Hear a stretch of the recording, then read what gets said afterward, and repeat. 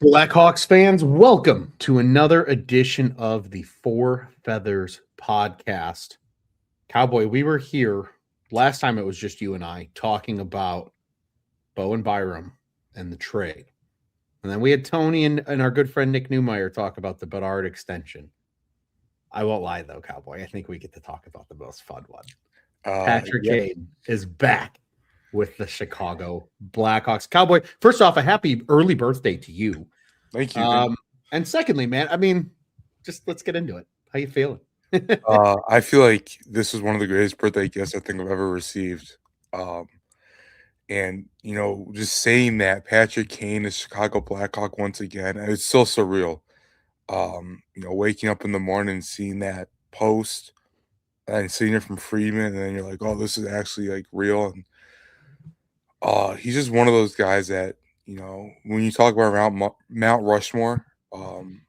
2010s hockey, the Blackhawks, he's like one of the first guys you're going to think of. I think he's more of an icon than Mikita. And, it sounds like he's going to have the last 2 years of his career in Chicago based on what his agent, Pat Brisson, said. So, see him retire as a Hawk, especially when you've seen guys like Chelios and I think Savard spent his last year away, and Hall and all these guys like retire away from the team. Seeing a guy like Kane come back, it's going to be nice. It's gonna be really cool to see. And it's funny that you mentioned that. You mentioned kind of the Mount Rushmore of Blackhawks, and I did this exercise the other day. My dad and I were talking pre the signing, and just like the what ifs if Kane comes back. And pretty much statistically speaking, he's going to finish either number 2 or number 3 in just about every statistical category. Yeah. The only guy he's not going to catch is Mikita, and that's just because Mikita played for the Hawks for too long. Yeah, like 20 years or something. Yeah, over 1,400 games, tons of crazy numbers with the Hawks. So, even though Kane's career totals look more like Mikita's, obviously there's a few years in there where he was away from the team. So, overall, though, I mean, you can make the argument easily, just statistically speaking, he's one of the top 3 Blackhawks of all time.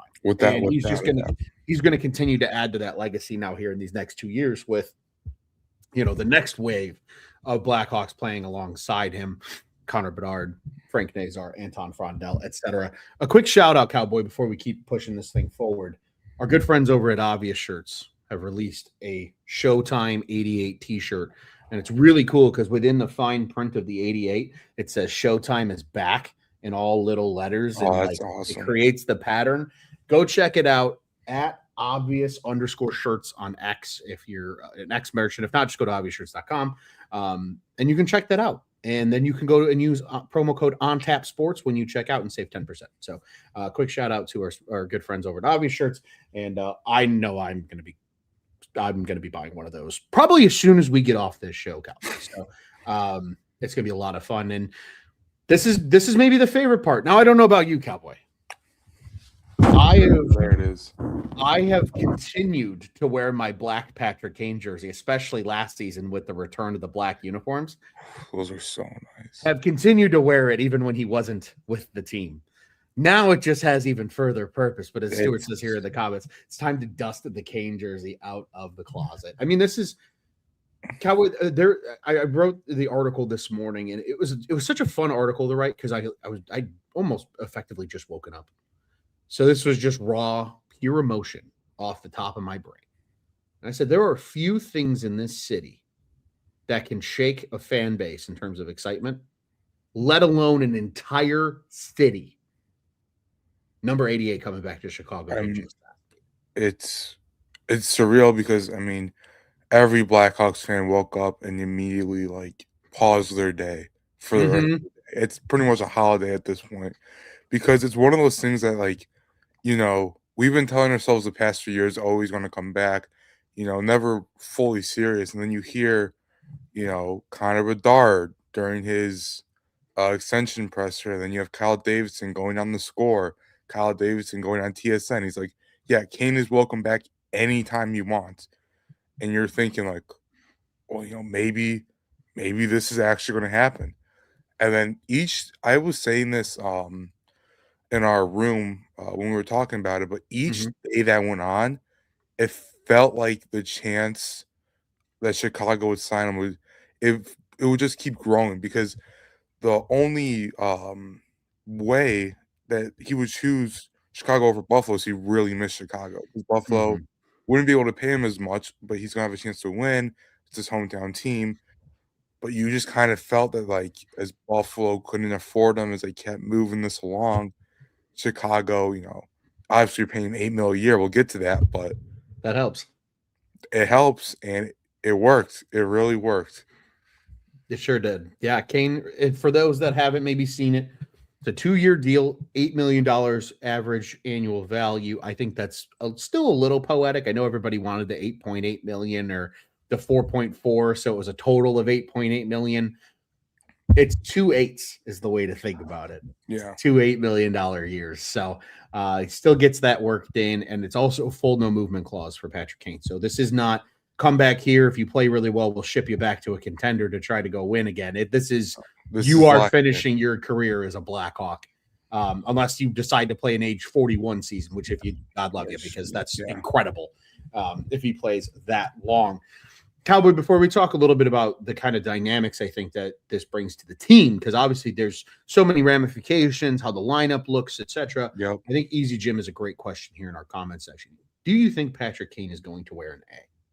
Yes. I don't think as much as the city respects him and loves him, and as much as some people, partially including myself, would love to give him the C, I think the only reason this got done is because Kyle Davidson feels confident enough in the young guys to take over the leadership group. And, maybe that just starts with Vlasic and Bedard, and then you can work in Nazar later, which I think is fine because I think giving Kane an A, you kind of blend the two eras. You give Bedard the C and you give Kane the A, and Bedard can also just learn from Kane how to be a leader while wearing the C and representing his team because at the end of the day, it's going to be a change in the guard.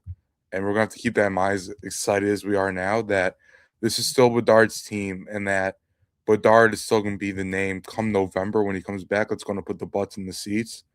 So I think he's only going to get an A. And I say only because it is Patrick Kane, right? Yeah. But I don't think they leave him without a letter. I think there had to be some discussion going into the contract, through the contract. Yeah. So I think he gets the A, and I think that's perfect for where this team is at and where Kane is at. I agree. I think you nailed it on the head, Cowboy. I don't have much to add there. I think you put it eloquently. The changing of the guard. The reason this works is because the young guys took over, and I've said the same thing in private discussions in our rooms when we've been talking. This is exactly, I think, how most people feel. Like Bedard's going to get the C at some point this summer. Yeah. I think what's going to be fun though, Cowboy, is because naturally when your captain is hurt, there's a third A on the ice. So it's going to be fun to see who kind of that third A becomes, at least while Bedard is off. Yeah. Whether that's maybe it is Nazar, maybe it's Vlasic. I think in agreement. I believe it was Chief over at Barstool that said his prediction for the leadership group is Bedard wearing the C, Kane wearing an A, and Bowen Byram wearing an A. And I think that's very respectable because you just signed him as your franchise defenseman. So I do believe that's going to potentially happen. I'm really intrigued to see who that third A though is because I do think it's between Frank Nazar and Alex Vlasic. It's going to be interesting because it sounds already like Bertuzzi's not really going to have his next year, even though he had one down the stretch. And so, mind you, don't mean to intersect, but like for the people that are generally listening and are like, well, isn't that like a slap in the face? Brent Seabrook didn't wear an A for how long, but every single guy on those cup teams said he was just as important as a leader as the guys that wore A's. Just because you don't wear a letter doesn't mean you can't be a leader. Exactly. It's exactly that. And so I really think I could see Byram if I don't know what goes on in the locker room, right? But I feel like, you look at a guy like Vlasic, Chicago kid, been with the team the longest, which is crazy to think about. That is crazy. And so he's been a defensive anchor, right? And he's kind of had the job of mentoring these younger guys. I would give him the A, but like I said, I'm not in the locker room. I'm not with the team. So, but that's just me. But either way, I feel like that third A is going to be interesting. they could go younger with it. That way, it Mhm. doesn't feel like a slap in the face. Because if you give it to a guy like Nazar compared to Vlasic, and then you take it away, it's two completely different reactions, in my opinion. So, but Mm, it's just for us to find out and see, and that's part of definitely. the fun of this signing is it's a Yeah, big leader stepping into the room. and I think that's great analysis too, on the sense of Vlasic has kind of been around and he's unofficially kind of been put a little bit more in the spotlight as one of the older guys, which is crazy to think that he's considered like a quote unquote older guy on this roster at 25 years old. God forbid. Yes. I mean, it makes me feel ancient at this point in my life. But I do agree with you. I think it would not tarnish, but certainly hurt a little bit more for a guy like Vlasic to lose that Yeah. A then rather than maybe a Frank Nazar who, hey man, we're going to give you a chance to wear a letter, understanding that like you're maybe 2 years away from wearing it full time, Yeah. and we'll see. And of course, there's other injuries that happen too. Like other guys are going to potentially wear A's. You mentioned how Bertuzzi got his A. A lot of that helps with guys being hurt, and then of course trades happen. We've seen it over the years. Dickinson getting the A. It happens, right? Yeah. We've seen it time and time I again. mean, I think was it Tyler? No, not Tyler Johnson. There was another Martinez. Martinez and Maroon were wearing A's at one point. Yep, they sure Very were. odd. Like, Yeah, just so many guys were hurt in the yeah. leadership group. I mean, I still remember back in the day when I think it was Sharp missed a bunch of games, and I think Seabrook missed a couple games, and that was like the first year that like Hossa wore a letter. So Yes. that happened 'Cause a they couple skipped. times I too. remember I was younger, and I remember why would they skip Kane again? And then I remember oh yeah, he punched a taxi driver only 4 years before. Yeah, That would be well, why. it's one of those things to certainly keep in mind. Cowboy, I do have one other thing here before we get to the nuts and bolts of where in the lineup Kane's going to play and things of that nature. I know you've seen it because I saw you quote tweeted already on X. How sweet was it? The video that the Blackhawks put out, him arriving in the building, stepping onto the ice in Hawks gear already, and just already soaking in being a Blackhawk once again. I mean, how cool is that? Because it's one thing when you see the graphic and everybody talks about it, but then it's another thing when they're like, yeah, he's got all of his practice gear already. It's all got number 88 on it already. Like he's back. He's back in the building. There's probably already a locker stall for him. It's all set now in the UC and in their practice arena where he's in the building. He's Yeah. there. He was there just a few hours ago, skating and working with Vinny Hinostroza and some of the other guys that skate in Chicago locally in the summertime. I'm sorry to interrupt, but shout out the 2017 Vinny Hinostroza Patrick Kane charity game at Fox Valley Ice Arena in Geneva, Yes. Illinois. Shout Yes. that out. Never forget that moment. That was my home rink growing up. Yeah. So it's that, when he signed, that was the first thing I remember was that. Vinny. But continue. I'm sorry. Good old Vinny Hinostroza. No, that video is so fun to watch because you see all the other guys in their other uniforms, right? Like guys that just call Chicago home during the summer that come and skate here. Hinostroza is certainly one of those. I'm sure Hartman makes his passes through sometimes. There's tons of dudes that skate in this group in Chicago, and Kane has done it habitually over the last few years. He did it. He was there earlier this offseason before he signed in Red Wings gear, which looks stupid. But now all is right in the world because he's back in Hawks gear. He's got his practice jersey. That I think, Cowboy, I don't know about you, that was the first moment where it really felt truly real. It was oh, there he is. There he is. He's in the city right now, wearing his gear again and back in the swing of things.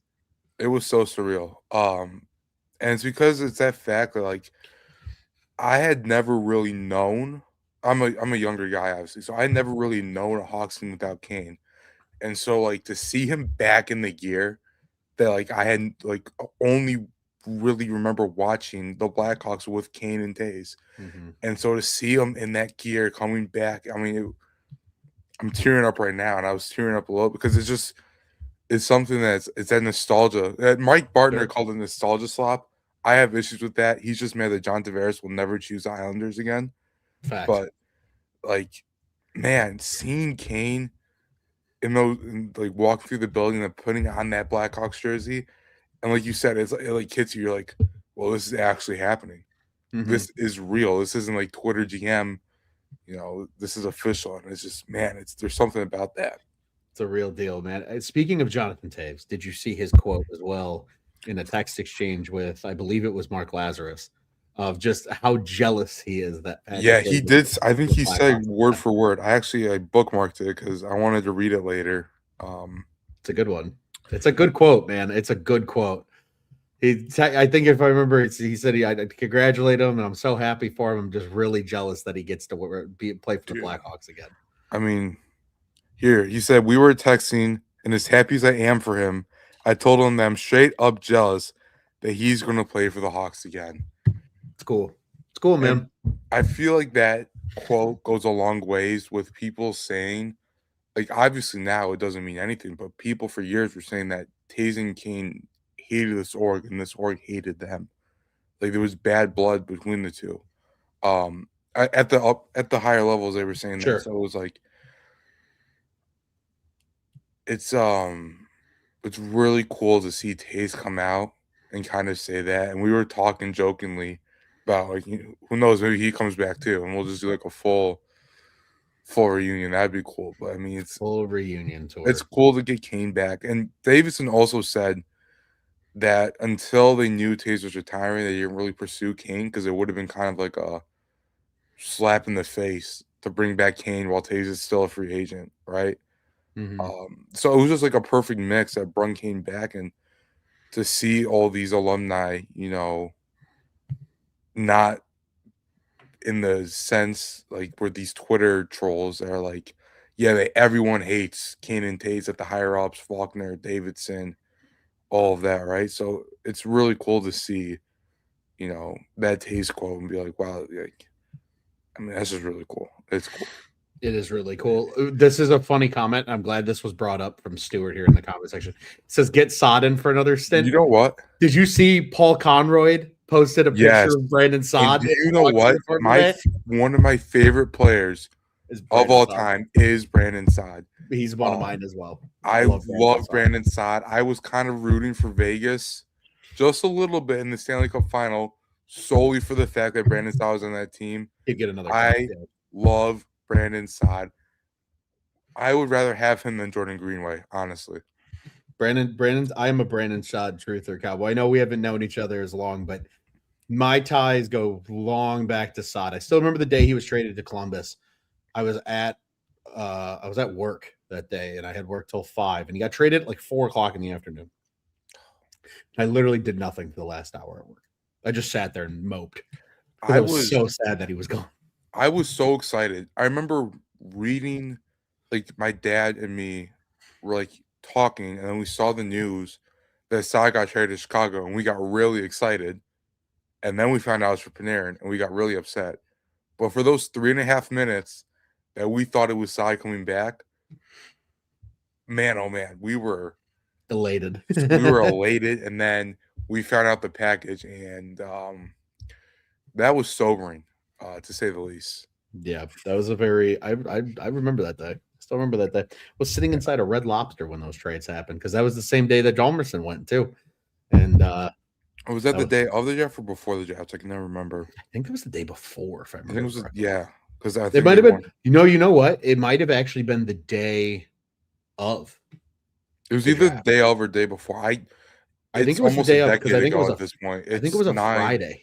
Yeah, I think it was a Friday. So it was. I think the day of the first round. Okay, was when those trades happened. Either way, that would have been in 2017. It was 17.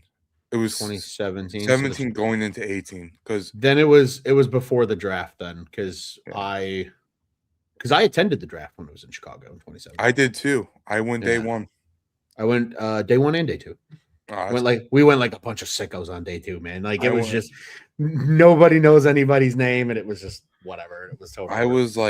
I went. I was a kid at the time. I was still pretty young, so I didn't really stick around too much during the actual draft. But I remember they were doing that promotion where a select number of tickets got to meet Brian Campbell, and so we had our tickets and we were scanning them online, and the fourth ticket, which was my mom's ticket, was the ticket that got us to meet Brian Campbell. So there's a picture. That's awesome. Of little cowboy with Brian Campbell but right after he retired and before he was hired by the Hawks, That's which awesome. was really cool.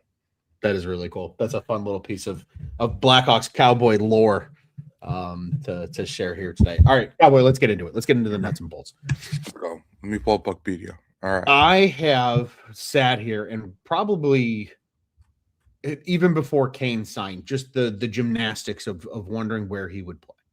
Yeah. I find it very hard to think, unless just that's how they want it.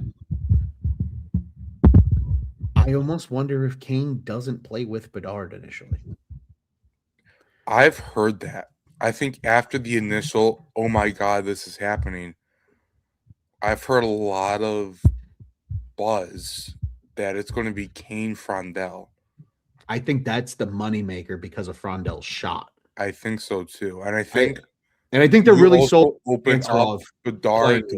Exactly. Bedard with Kanserov, you open that up, but you don't put as much pressure on Kanserov because let's say he has a bad game. Well, you can just flip him if you really need to. Absolutely. And you still give Kanserov very good minutes with a very good player in Frondell.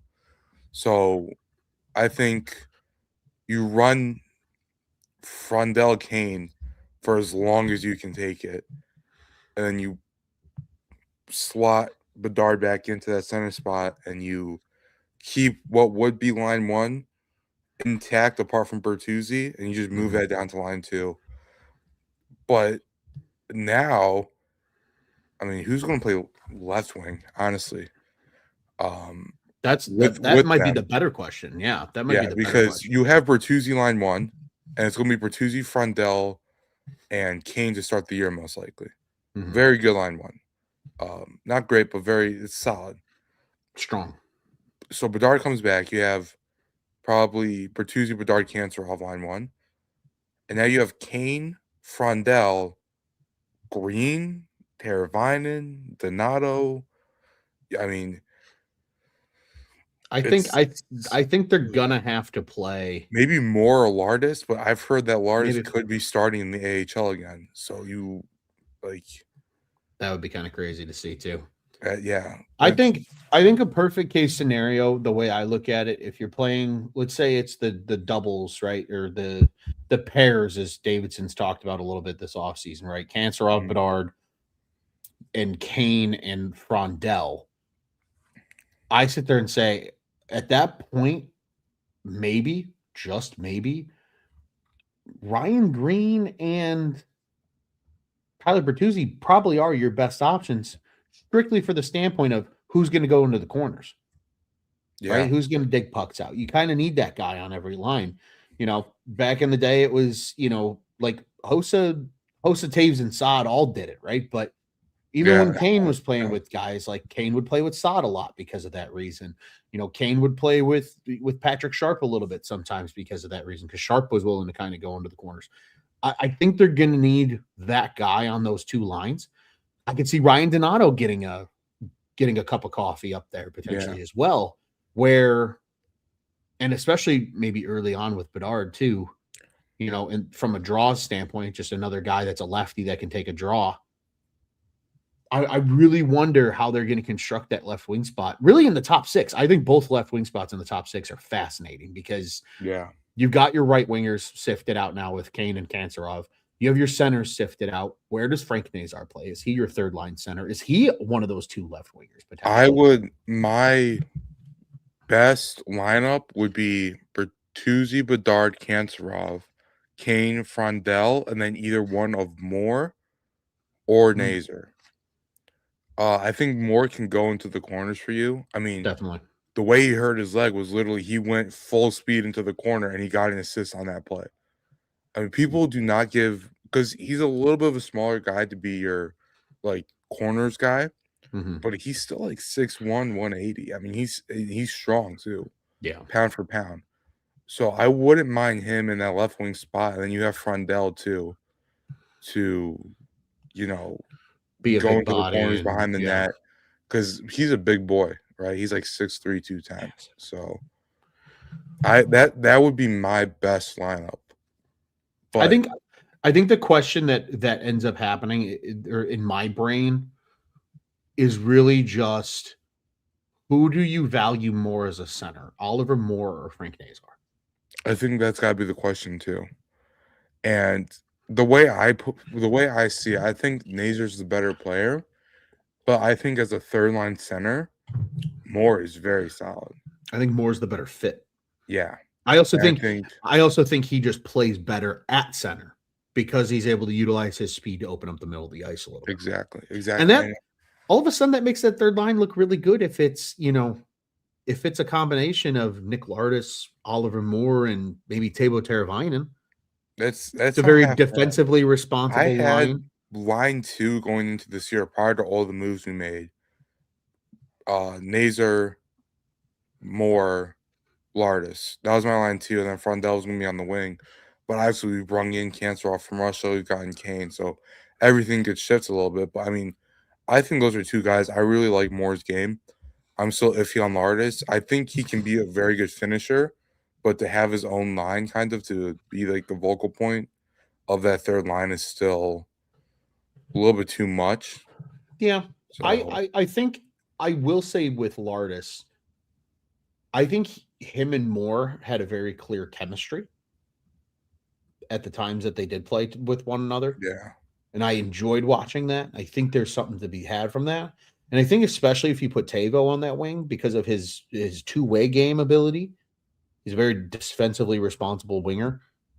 I think you can let Lardis just be Lardis. And then Oliver Moore and Teuvo Teravainen can make up for a lot of the maybe defensive deficiencies that I think a lot of people are worried about right now with Nick Lardis in terms of his full game.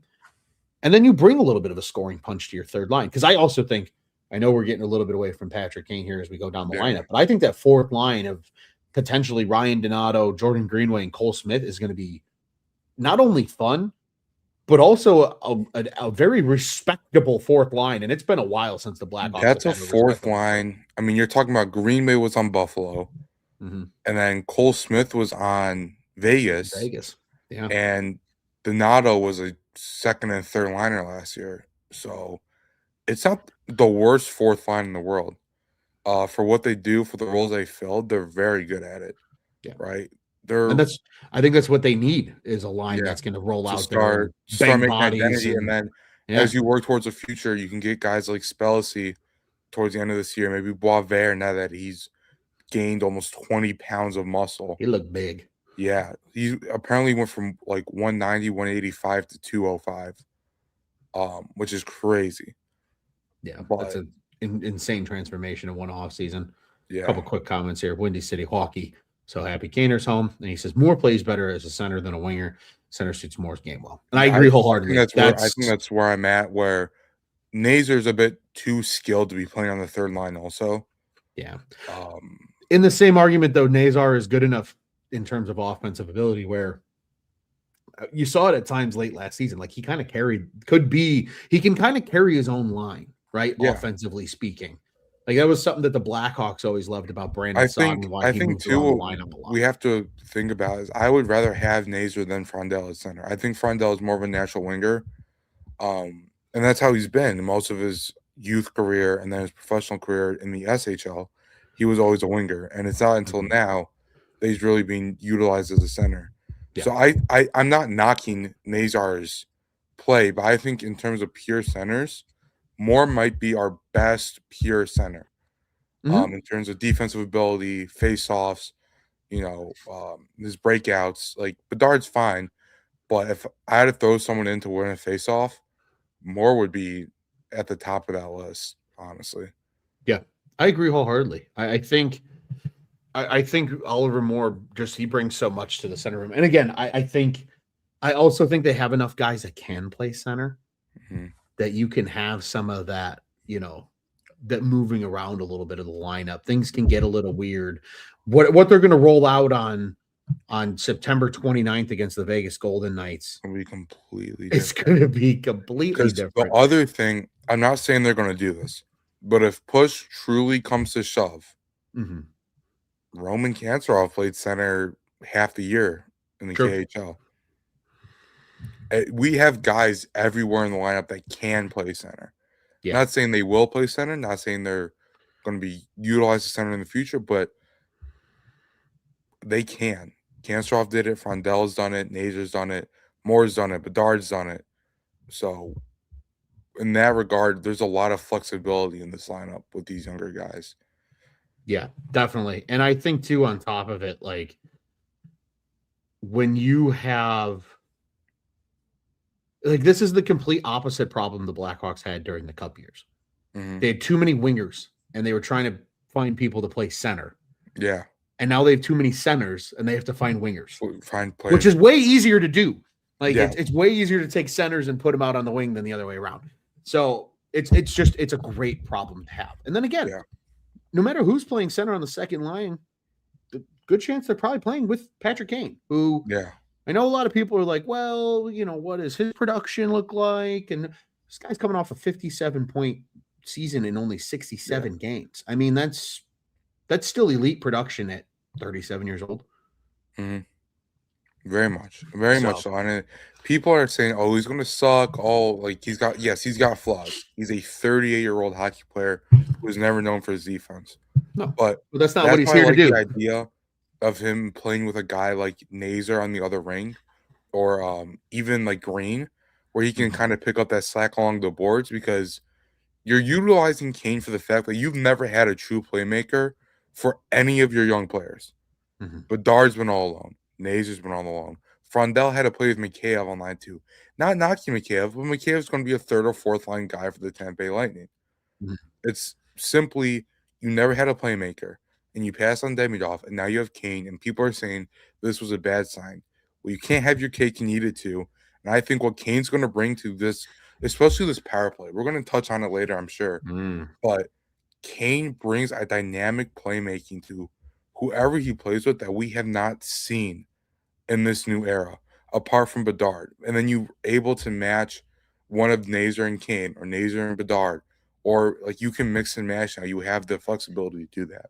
Definitely. And let's start to open that can of worms that you just mentioned with the power play, because I look at this and I've already seen the predictions out there. A shout out to my longtime, I'll call him a friend. I think he's a friend. I hope he thinks I'm a friend. Longtime friend of mine, Mr. Mario Tirabassi over at CHGO. And a couple people were asking him, hey, what do you think is a point projection for Patrick Kane? He was saying like 58 points. I think that's assuming he plays 82 games. I sit back and look at this team and I say, if Patrick Kane gives you anything above 50 points, that's a huge success in my brain. Huge success. Because if Patrick Kane gives you over 50 points, just think back to last year's team. You had 2 players that had over 50 points last year on this Blackhawks team. It was Tyler Bertuzzi and it was Connor Bedard. And that's it. Frank Nazar was your third highest scorer in the 40s. So brutal. A 50-point season from Patrick Kane means a handful of things. One, they're scoring a hell of a lot more goals because you have a third 50-point player added to a team from a season ago. And 2, to your point, Cowboy, the power play is going to be drastically improved. I remember the early years of the Connor Bedard experiment where the power play couldn't even get into the zone. There were games where they would just be stuck in the neutral zone because teams just knew where the puck was going. Because it was literally, I mean, when you think about how much this team has come, because we had Tyler Johnson and Cole Gutman as a first power play unit. Juju Kara and who used to be running Kara? Which defenseman? Oh, it's going to drive me insane. But like, man, this team has come so far because I could be high on this, but Bedard, Kane, Frondel, Nazer, Byram,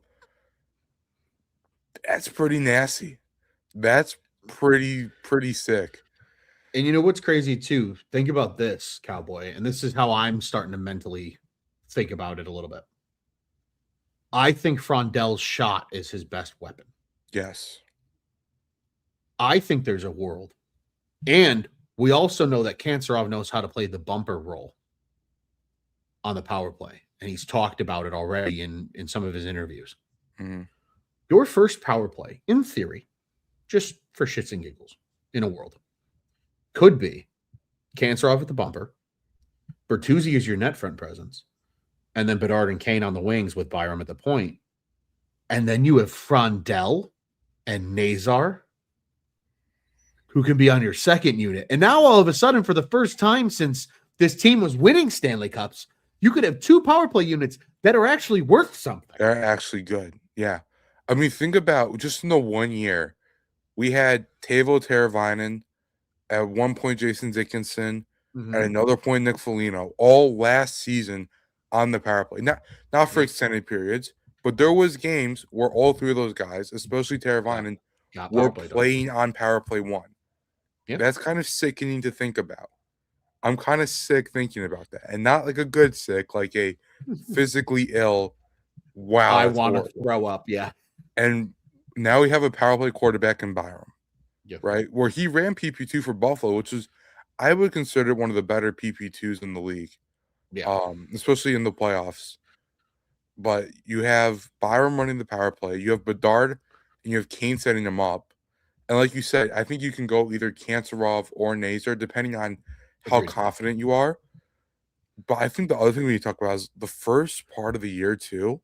That power play is going to be so good. Even because you opened it up. This Kane signing brings so much. This is going to be the first year, apart from like the first half of last year, where we're going to be like fun bad. I'm projecting like around like a 75-point season for us. Still lottery, still probably close to the top 5, if not top 5. But it's not going to feel like it. Like last year was draining to write about, to watch. I don't think we're ever going to be in the doldrums of the season that bad with this lineup. I think it's going to be really fun. And I think that if Knight can play like how he played in the first half, we could be looking at meaningful games in March and February for the first time since 2019, I would say. Because even in 2020, we were like 3 or 4 games away from being eliminated from the playoffs. They mostly just did the 12th seed because they wanted the Blackhawks in there and the Canadians in there because they're big markets. But for the first time since 2018-19, we're going to be competitive in the very least. And considering what we were 3 years ago, I'll take that any day of the week. Yeah, properly competitive is, and again, especially for people that are like, well, you know, this Blackhawks team needs to improve and they need to get better. That's very tangible improvement. And then the even more fun part, Cowboy, you and I were talking a little bit about this before the show because there's a lot of people that don't like the Kane contract. Next season, they go from, what'd you say it was now? $3 million or $2 million right now? This is very important. I don't want to get this wrong, so I'm going to literally read it off. We have $2.827 million with $93 remaining also, right? So 2.82793. Next season, we have $42,980,426 in cap space. And that's with Bedard, Kane, Nazar, Donato, Byram, Knight. Some of your key pieces already under contract on that number. The main things we would have to worry about are guys like Moore, Renzel, Leshnov. They're all going to hit their RFA, but they haven't really done anything. There's a reason why we got them to their 10 games and we burned a year. It's because we're going to get them for cheap now. Early. I don't think a single one of those guys is going to make over $5 million for the next contract. Not on the next contract. I agree. There's no way. I think the only way, unless you can get it for like 4 years, maybe. Yeah. I doubt that though. And I think the only one that maybe has a chance to do that is Moore, because I think if Moore comes out this year and has like a 40-point season, I think he could, like, and especially if he's willing to take term, kind of like Nazar did. Yeah, I could see a world where maybe Moore gets a little over. If Moore has a 40-point season, I would give him close to Nazar. Like, I would give him $5 million if he can get 40 points. Yeah, because he's still super young, and he was never really picked for his super high offensive ceiling. I've always compared him to a Carl Hagelin, and let me just go in here and that's a good, fun comp. Yeah. And Carl Hagelin was a damn good pro for a long time. He was he was never super offensively like a dynamo, but his highest scoring season was 35 points, and he played in the NHL for 11, 12 years. And his highest scoring season was 35 points. And if Moore can get to 40 next year, yes, sign him for 20 years. I don't care because that'll be such a good outcome for Moore if he can get to half a point per game. For sure. Yeah. Wow, that is crazy to think. The Carl Hagelin's highest total in a season was 38 points. Wow. But the playoff Carl Hagelin had 16 points. Yeah. That He was first a year in dynamo. Pittsburgh. Yeah. I will say this too. I think a lot of people forget about Carl Hagelin. You mentioned that first year in one of those, that first year in Pittsburgh. Yeah, I 56. mean, before he got hurt, he had 27 points in 37 games. So, He was I mean, even if that's what you're thinking of, like, long-term upside, and I think Moore might have more offensive prowess than Carl Hagelin did. I think just the way the game is now, he does because the offensive skill set of the average NHLer 10 years ago was not good. Just frankly, we were not in a good spot in the sport with that kind of stuff. Obviously, your Crosbys and Ovechkins, but like, Yeah, your high-end skill was there. Yeah, but it's completely different, I would say. And I think Moore, just what he brings, if he was a very solid penalty killer before he got hurt. And I think people are sleeping on the fact before he got hurt, he had like 3 points in 5 games, right? Mm-hmm. And yes, his point totals don't look great, but Carl Hagelin's point totals don't look great. And he's a 2-time Stanley Cup champion. And he's considered one of the best penalty killers to ever play in the league. Yeah. Because of his speed, because of his grit. And like we mentioned with Moore is not the biggest guy, but he plays hard. And Hagelin's only 6 foot 180, and Moore is 6 foot 180. And something to think about. You've also heard from some pretty reputable players in the NHL, Matthew Tkachuk, for example, about how much he likes Oliver Moore and how much he thinks he's going to be a player for a long time. So I'll tell you what, man, I think what really this comes down to is, even with this being an older Patrick Kane, even with the nostalgia of the return, it dramatically deepens the lineup by just adding one guy with this much skill as a playmaker to that top 6. And I think this is what kind of fans were hoping for. They were like, just give us that one guy that you can look at and say, yeah, maybe he's not going to be the 100-point guy, that is going to rule the league, but a guy that can come in and be a competent addition to the top 6 with some veteran leadership. And you get 2 of those, but you also get to bring Patrick Kane home. And that's what makes it even more fun. I think when you look at what Bedard's done with players he's played with in his career, Nick Foligno was a 40-point guy. Philip Kurashev was a 50-point guy. Ryan Donato had 60 points.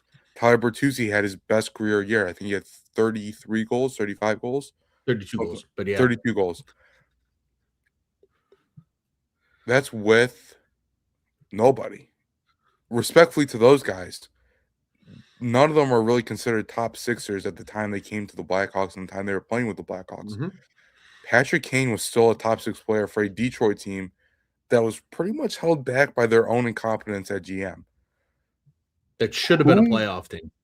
Who knows what the outcome of this season, not just for the team, but for Bedard as a player, to have that responsibility taken off his shoulders a little bit by Kane, where now you have a guy who's also a threat on the power play, especially if they play together on the lineup. I mean, it's the way that this can highlight Bedard. I think Bedard is going to be the year that he hits 100 points easily. Easily hits 100 points. I think he's going to have 45 goals. We can book it now. I like it. I like it a lot. I'll tell you what, I thought Bedard, maybe not so much post-injury, but definitely pre-injury, I was feeling this was going to be the 100-point year. He was on track, and I think he was on track to be a top 5 league scorer. What also happens with, and people forget this, is that he came back. Trade deadline happened. Nazar was still hurt, and he had to play with post-injury Burakovsky. Yeah.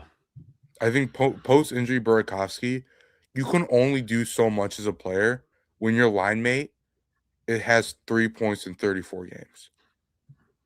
It's still such an insane stat that this guy was playing with Connor Bedard, who was over a point per game, who's on pace. He still is on pace for 91, 92 points. And you have 3 points in 34 games. And then your other winger is Ryan Green. And to my point of what I was making earlier, we've seen what he can do to mediocre players. He could even do that with Ryan Green and Andre Burakovsky. That's how dire this situation had become. So I think this year is going to be, we say make or break every year, but you kind of feel like it's time to put up or shut up for a lot of these players, and for Kyle Davidson, because, like, God forbid, Moore flames out. Nazar is still inconsistent. Bedard is still not the same player, and he gets hurt. God forbid, right? But now the rebuild kind of sucks. And no matter what this Kane signing brings, if no one else does their job, Kane can't do his, like we've seen. Mm-hmm. And at that point, what happens? But that is worst case scenario, which is not going to happen because Bedard's going to hit 100 points. I like it. I like the optimism. I like the breakdown as well, Cowboy. I'm going to turn it quickly back to you, man. I mean, final thoughts about Patrick Kane's reunion with the Chicago Blackhawks. I think that at 9:21, I woke up this morning, and at 9:24, I had put on the good old 88. And I think that this is the most optimistic first season I felt in a while. Even last year, I didn't really have the same juice. I thought the team was still going to suck. I would say since 2017-18, when we saw that, or was it 2018-19? Which year was it that Saad scored the hat trick to start off the season against Pittsburgh? That was 18-19. That might have been 17-18. No, because 17-18 he was still in Columbus, so I think it was 18-19. It was like a year. It was the year after we missed the playoffs for the first time. That was the most excited I've been about a team until now, because yes, it's Kane. Yes, you can call it nostalgia slap. You can call it whatever you want, but it's going to be fun. We're going to suck because of the parity of the NHL, and this team is just not there yet. It's not a finished product, but it's going to be so much more fun to watch hockey. I am so excited for it. Ron? I think there's a real chance that this team exceeds a lot of expectations. I really do. And I think it's ultimately just shy of a playoff berth, but it's going to be close. I kind of equate, I think this is the year now where I equate this team to that first year when Dennis Savard was head coach, where they just missed the playoffs. Yeah. It was like 3 or 4 points that they missed by. Was it 07? It was 07-08. Yes, because 08-09. Yeah. 07-08. So, like, that's kind of what this team gives me a little bit of vibes towards. It's like, okay, you got some pieces now, like, right? That was the first year Brian Campbell. That was the Kane and Tays, like, second year. That was their rookie year. That was their rookie year. Both of them rookie year, or both of them. They're both rookies. Oh yeah, you're right, because Tays went back to UND for another year. Yeah. So I mean, this kind of gives, like, that's kind of the expectation I have for this team. It's like I really do think, Cowboy, if you go to a game down in your neck of the woods when the Hawks are in town. Oh yeah. April, or even out John Mustard, Vaslav Nestrashil, AJ Spelcy, Sasha Boisvert. I'm just saying, the April game in Dallas, going to be so much fun. I cannot wait for it. And I'll tell you what, man, I think the games that people attend in March, they're going to mean something this year. Yes. This is not going to be a Blackhawks team that's out of it. And a good friend, Tom Marchese, yes, directly related. This is Tony's brother. He says a healthy Blackhawks team in the first half of last season was very different than what we saw post-Olympic break. Excited to add Kane to that team, especially once Bedard does return. And I agree wholeheartedly. I think you saw what this team can do at full strength. You saw what this team was starting to build, and they got really derailed. And I think last season it's one that, in my opinion, I have a hard time criticizing as hard as some other people, because it was an abnormal schedule. Yeah. They played so much hockey in such a short amount of time because of the Olympic break. And none of these young players knew how to play a full season, let alone a full season that was already energized on steroids because of how much hockey you played in a short amount of time. Now it's an 84-game season. The schedule's much more spread out. You have a regular All-Star weekend this year, so there's only a small break in between. Speaking of that, we'll get to that, but I really do. I think as long as this team what put besides Bedard, because that injury has already happened, there's nothing we can change. As long as the majority of the rest of the roster can stay relatively healthy, like guys aren't missing 10 plus game stretches, they could fuck around and really make, if they're not going to be a potential playoff team, they're at least going to really piss some other teams off late in the year that need these 2 points against the Hawks, and they're not going to be able to get them. I think a more recent comparable was Anaheim 2 seasons now. Yes. Where they had like 78 points and the wild card was like 90, where yes, there was still a clear tier, but there was also a big tier between them and then San Jose and then Chicago. Yeah. And then Columbus. Right? I agree. Like so, they're going to be close. We talk about the All-Star game. I think personally, with the return of it, would be really cool. And I may be fanboying a little bit here, but to see Kane, if he goes and Bedard goes, and Kane comes down to Superman and puts the Superman onto Kane like Hossa did to Kane all those years ago. Oh, and puts it on Bedard in the shootout. That would be cool. That's a little fanboyish, but that would be okay. Sick. This is the place to be. This is the place to talk about it. This is the place to put it out into the universe and see what can come. I'll tell you what, Cowboy. I think we speak for ourselves, but I think we speak for a lot of people as well. The excitement in Blackhawks fandom, I won't say just Chicago, but Blackhawks fandom as a whole is very apparent, is very real. And because it's the dead dog days of summer when it comes to Chicago sports, it's going to be the buzz for at least probably the next week until the Bears start to kick off training camp and things start to really ramp up there for football season. It's really hard not to get excited for hockey season, Cowboy, and it's going to be here soon. September 29th will be here before we know it, and the Blackhawks take part in that opening day triple header as the last game on that docket against the Vegas Golden Knights out in Vegas. Again, Blackhawks are 3 teams home openers this year before they have their own home opener on Tuesday, October 6th against the St. Louis Blues at the United Center. From Blackhawks Cowboy and myself, Ron Luce, we appreciate everybody joining us. As always, go ahead, check us out at 4 Feathers Pod on the socials. Make sure you find Mr. Blackhawks Cowboy on the socials as well. You got a little at Cowboy NHL. Is that the new handle here? Changed a little bit. Okay.